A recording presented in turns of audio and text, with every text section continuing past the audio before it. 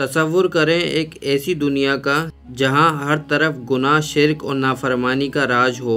ऐसे में अल्लाह ताला ने एक नबी भेजा, हज़रत नूह अलैहिस्सलाम, ताकि इंसानों को सीधे रास्ते की तरफ बुलाया जाए। लेकिन कौम नूह ने इनकार किया, मजाक उड़ाया और दिलों को सख्त कर लिया।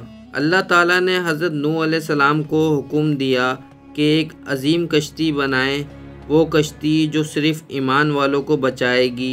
हज़रत नूह अलैहिस्सलाम दिन रात लकड़ियाँ काटते, कीले ठोकते और लोगों को तंबिया करते। उनकी कौम उन पर हंसती रही और कहती रही, ए नूह, तुम सहरा में कश्ती बना रहे हो, यहाँ तो पानी का नामो निशान नहीं। लेकिन नूह अलैहिस्सलाम जानते थे ये अल्लाह का हुक्म है, एक दिन ज़रूर तूफ़ान आएगा। फिर वो दिन आ गया।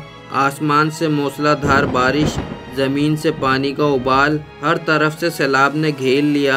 अल्लाह का अजाब नाजिल हो चुका था।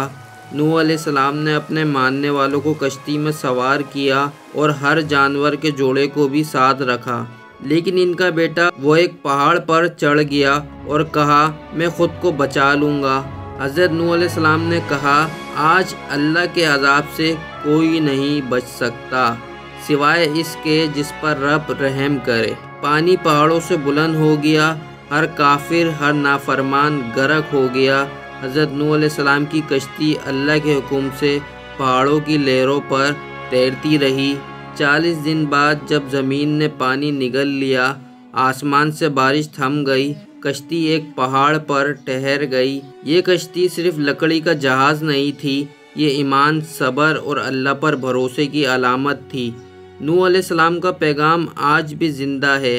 अल्लाह के नबियों का मजाक उड़ाने वाले हमेशा नुकसान उठाते हैं।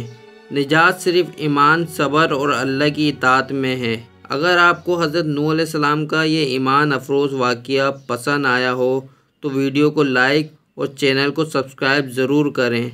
अल्लाह हमें भी हक़ को पहचानने और इस पर अमल करने की तौफ़ीक़ अता फ़रमाए। आमीन।